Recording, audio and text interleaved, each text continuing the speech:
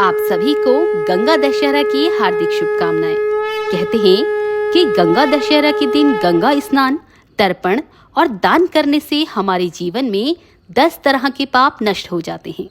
नमस्कार, स्वागत है आपका एक बार फिर से नीलम ज्ञानवाणी में। भक्तजनों, क्या वास्तव में गंगा स्नान करने से सच में पाप नष्ट हो जाते हैं? तो इससे संबंधित कथा भी मैं आपको इस वीडियो में सुनाऊंगी, इसलिए वीडियो को ध्यानपूर्वक अंत तक जरूर देखिएगा। सर्वप्रथम जान लेते हैं पवित्र त्योहार गंगा दशहरा के बारे में। गंगा दशहरा के शुभ संयोग में माँ गंगा 10 प्रकार के दोषों और पापों का हरण कर लेती है। ब्रह्म पुराण के अनुसार इस दिन 3 कायिक, 4 वाचिक और 3 मानसिक पाप मिलकर कुल 10 तरह के दोषों का निवारण होता है।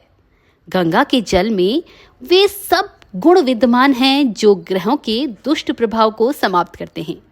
गंगा स्नान से विभिन्न ग्रह दोष, मातृ पितृ दोष की पीड़ा तो शांत होती ही है, साथ ही किसी रोग से विपत्ति में पड़ा हुआ व्यक्ति, सांसारिक चक्र में फंसा हुआ व्यक्ति और भय बंधनों से घिरा हुआ व्यक्ति भी मुक्त हो जाता है। आइए अब जानते हैं कि गंगा में स्नान करने से सच में पाप नष्ट हो जाते हैं, लेकिन उससे पहले जान लेते हैं कि कब है गंगा दशहरा।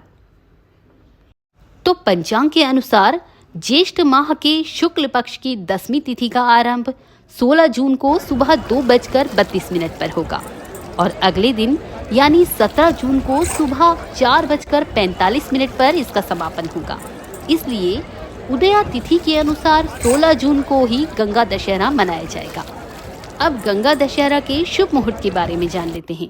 तो इस साल गंगा दशहरा के दिन अमृत सिद्धि योग, सर्वार्थ सिद्धि योग, रवि योग, हस्त नक्षत्र समेत 4 शुभ संयोग का निर्माण हो रहा है। इस शुभ मुहूर्त में पूजा, उपासना और दान पुण्य के कार्यों का बड़ा महत्व है। इसलिए इस दिन जितना हो सके भगवान की पूजा करें और दान पुण्य करें। तो अब गंगा दशहरा के दिन स्नान और दान के शुभ मुहूर्त का समय जान लेते हैं। गंगा नदी में स्नान के लिए ब्रह्म मुहूर्त सबसे उत्तम माना गया है। इस दिन सुबह 4:03 से लेकर सुबह 4:45 तक पूजा का और स्नान और दान का शुभ मुहूर्त बन रहा है। इसलिए संभव हो तो इस समय गंगा में स्नान कर लें और दान कर लें। लेकिन जो गंगा दशहरा का दिन है वो एक पवित्र दिन है, तो इसलिए आप पूरे दिन किसी भी समय स्नान और दान कर सकते हैं। जो लोग गंगा नदी में जाकर स्नान करने में सक्षम ना हो, वो घर पर ही गंगा जल युक्त पानी से स्नान करें और ब्राह्मण और गरीबों को दान दक्षिणा दे सकते हैं। तो भक्तों, एक छोटी सी कथा के माध्यम से बड़ा ही सुंदर प्रसंग मैं आपको सुनाने जा रही हूँ, जिससे आपको ज्ञात हो जाएगा कि वास्तव में गंगा में स्नान करने से सभी पाप नष्ट हो जाते हैं। तो एक बार देवी पार्वती ने भगवान शिव से पूछा कि गंगा में डुबकी लगाने से सचमुच सारे पाप धुल जाते हैं? क्योंकि मैंने देखा है कि गंगा में अनेक बार स्नान करने पर भी लोग दुखी हैं। इस पर शिवजी ने उत्तर दिया, गंगा में तो सामर्थ्य है, परंतु इन लोगों ने पाप नाशनी गंगा में स्नान ही नहीं किया। ये लोग तो सिर्फ जल में डुबकी लगाकर आ रहे हैं। शंकर जी ने पार्वती जी की शंका को दूर करने के लिए एक कुष्ठ रोगी का रूप लिया और पृथ्वी पर आकर गंगा के समीप एक गड्ढे में बैठ गए। पार्वती जी ने एक सुंदर स्त्री का रूप धारण कर लिया।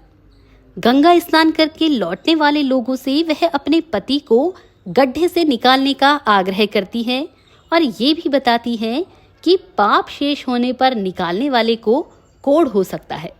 काफी प्रतीक्षा के बाद एक युवक आया और उसने कहा, माता, मैंने पूर्व में तो बहुत पाप किए हैं, परंतु गंगा स्नान करने से समस्त पाप धुल जाते हैं। मैं अभी अभी गंगा स्नान करके आया हूँ। ये कहकर उसने कुष्ठ रोगी का रूप धारण किए हुए शिवजी को गड्ढे से निकाल दिया। इस पर शिवजी ने पार्वती से कहा कि इतने लोगों में से सिर्फ इसने ही वास्तव में गंगा स्नान किया है। तो भक्तों, ये थी गंगा दशहरा से जुड़ी कथा। इस कथा के माध्यम से हमें ये सीखने को मिलता है कि केवल गंगा में स्नान करने मात्र से ही हमारे पाप नहीं धुलते, बल्कि हमें असल जीवन में दया, धर्म, दान, पुण्य के साथ जीवन जीना चाहिए। अब गंगा को इतना पवित्र क्यों माना गया है? तो ब्रह्म वैवर्त पुराण के अनुसार भगवान शिव के नृत्य से द्रवीभूत होकर जो ब्रह्म द्रव्य उत्पन्न हुआ, उसे ब्रह्मा जी ने अपने कमंडल में समाहित किया। कहीं कहीं ये भी उल्लेख आता है कि जब भगवान विष्णु ने वामन अवतार में 3 पग भूमि के लिए अपना दूसरा पग उठाया, तो उनके बाएं पैर के अंगूठे के धक्के से ब्रह्मांड का सूक्ष्म जलीय कवच टूट गया, जिसे ब्रह्मा जी ने कमंडल में भर लिया। अब ये जल भगवान विष्णु के पदों से भागीरथी की तपस्या यत्न से पृथ्वी पर गंगा के रूप में आया। गंगा के वेग को संभालने के लिए शिवजी ने अपनी जटाओं में उनको स्थान दिया। पहला प्रवाह स्वर्ग में गया, दूसरा भूतल पर रह गया और तीसरा पाताल में बह गया।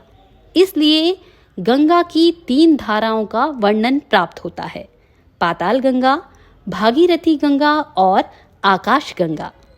पृथ्वी तत्व पाताल गंगा, जलीय तत्व भागीरथी और तेज तत्व आकाश गंगा है। इसलिए गंगा को त्रिपथगा और त्रिपथगामिनी कहते हैं। तो भक्तों, ये थी गंगा दशहरा की जानकारी और इससे जुड़ी कथा। आशा है ये जानकारी आपको पसंद आई होगी।